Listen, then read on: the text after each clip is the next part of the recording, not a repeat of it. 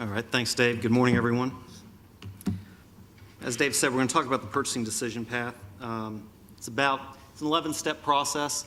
I've got about 11 pages here. I want to do about 11 minutes on this, hopefully the 11 most exciting minutes of your day so far. Basically, the purchasing decision path, it's an 11-step process. It forms a framework to think about the procurement process from the beginning to the end. It begins with the determination of need. At this step, what happens within your agency is the procurement officer, the program people, those who are trying to fill this need that you have to accomplish your goals, your missions, they need to define, they need to put some real guardrails on this. They need to know what the need is. And this step really determines the success of all the steps that follow.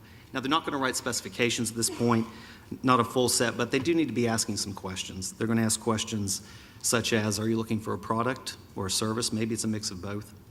What quality level do you desire? How quickly do you need this to fulfill your mission or purpose? How long do you believe the need will last? Is it sort of a one and done procurement? You're going to get a shipment in, you're going to use that, and then you're finished. Or maybe it's an ongoing need that's going to last over a period of 1 year or years. It may be that you need to lock in a price and you need to have those goods or services available at that price when you need it for a time period. Finally, what's the estimated cost, both in the short term and the long term? So once you've established the need, you can begin to look at sources of supply, and the first of those is availability through internal resources.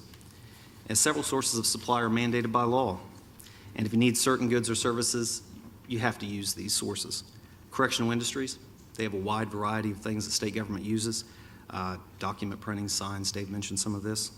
Likewise, the sheltered workshops through the Central Nonprofit Agency, which is currently WARF, or the Association of Rehabilitation Facilities. They provide janitorial services, liquid hand soap, bottled water, microfilming. We actually have 2 statewide contracts out on our webpage. You can go out, your procurement officer is actually very familiar with these, I'm sure, these goods and services. So. Now, likewise, sometimes what is provided by these mandatory use sources is available, but not in the time, the quality, the quantity desired. If that's the case, call correctional industries, call WARF, talk to them, let them know there's a waiver process in place. I'm sure they'll work with you. Additionally, surplus property, while they're not a required source, they are a good source of supply for state government. They have used product down there if you're looking for used furniture, things like that. Your procurement officer, again, should be aware. If internal resources can't fill the need, then you look towards internal, statewide or agency contracts. A lot of the larger state agencies have agency contracts for the unique items that those agencies buy. If that's the case, the search stops there. If it's not available there, then you would look towards statewide contracts, as Dave mentioned. We use statewide contracts to aggregate the state's spend to try to get the best bang for the state's buck, in essence. Statewide contracts, again, are very diverse. He pointed out some of the things we have: temporary labor services, personal computers, office supplies, the list goes on and on. Again, your procurement officer should be very familiar with these. Other considerations as they're looking to fill the need are going to come down to sole source and emergency. If it's an emergency, you're going to know that up front. You've probably been notified from the lower levels of your organization. The first question to ask, the first thing to look at is, what do you believe the dollar value of that emergency is going to be? If it's going to be under $25,000, then you're just going to go ahead and take care of it. Try to get 3 bids if you can, but ultimately take care of the situation. If it's over $25,000 and it's during normal business hours, give us a shout, give Dave a shout, just explain the situation quickly. If it's not during normal business hours, again, treat it as if it's agency delegated. Go ahead and take care of the emergency and then get with us as soon as you're able after that. It may be that what you're looking for is only available from one source of supply. This doesn't happen real often, but it does happen. And it's pretty stringent when we talk about sole source. We define sole source not to be one source of supply in the county or the state, even the country. We define a sole source to be one source of supply in the entire world. There aren't too many, but they do exist. So if we've gone through all these steps at this point, we've defined the need, we've determined that what we need can't be supplied by any existing contracts, then if what we need is going to be less than $25,000, we move to agency delegated authority. You know, as Dave mentioned, agencies have delegated authority up to $25,000 within a year's time for same or similar commodity or service to get what they need. Here's some of the divisions within that $25,000, and your agency procurement person very likely has these memorized. Up to $2,500 within a year, no competition is required, but it's always recommended. Between $2,500 and $5,000 in a year, 3 verbal bids are required, and those should be recorded on a WV-49 for posterity's sake, auditors, whoever. Between $5,000 and $25,000, 3 written bids are required. And then, of course, over $25,000, it comes to the purchasing division for formal bidding. Step 6, formal acquisitions. Formal acquisitions. It's come through us. Generally speaking, we have 3 procurement methods to get you what you need. The first is the request for quotations. And the criteria for an RFQ is low bid meeting mandatory specifications. The RFQ is the gold standard of bidding in the state, gold standard of getting what we need, basically. In this situation, you tell bidders what you want, and they submit bids. We then simply choose the lowest one. We'll talk a little more about that in a second. The second is the request for proposal, RFP process, generally reserved for services in excess of $250,000. And with an RFP, prior approval is required. What we don't want is for your program people, your procurement officer to begin writing this RFP only to find out it's maybe not the best way to get what you need. So we do ask that you send us a letter requesting use of the RFP process. And then if what you're buying intersects with the technology realm, with the Office of Technology, and you're subject to their authority, we ask that you go to them first and make sure they're okay with the project, and then send their approval with your request to do the RFP. Finally, if you're buying architectural or engineering services, the expression of interest, or EOI, is the method of procurement that you'd use. It's laid out in Section 5G of the code. We'll talk more about that one in a second as well. Finally, an RFI, or request for information. It's not really a procurement methodology. It's more a tool to find out, to define that need. We can't make an award from it, but we'll publish generally what you're looking for. We'll get vendor response. You're able then to take those responses and better develop the need, and then submit for competitive bidding. So there's this system called OASIS. I'm guessing some of you may have heard of it based on your earlier reaction. Now that we have this system, it's statewide, it's public. All solicitations that exceed $5,000 are posted to the purchasing bulletin, which is within the vendor self-service module of OASIS. So at this point, we've come through, we've defined the need, we've written specifications. Very likely those have, let's assume they've been submitted to us for bidding. We've publicly advertised those specifications, received bids, and now we're coming down to evaluating those bids and making an award.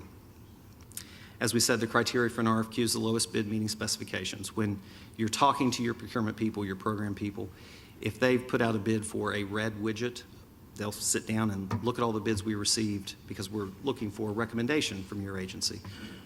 And they'll look at all the red widgets, and they'll pick the lowest price among those red widgets, and that's who gets the award. If someone's bid a blue widget, they've missed a mandatory, and they would not be considered at that point.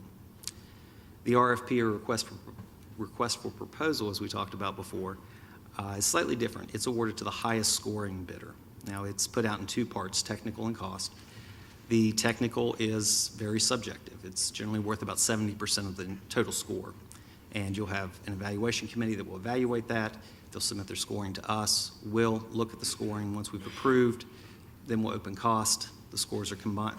Low cost score gets the highest number of points, and then we'll combine those and make the award. And finally, the EOI, or expression of interest. Again, only architectural and engineering contracts.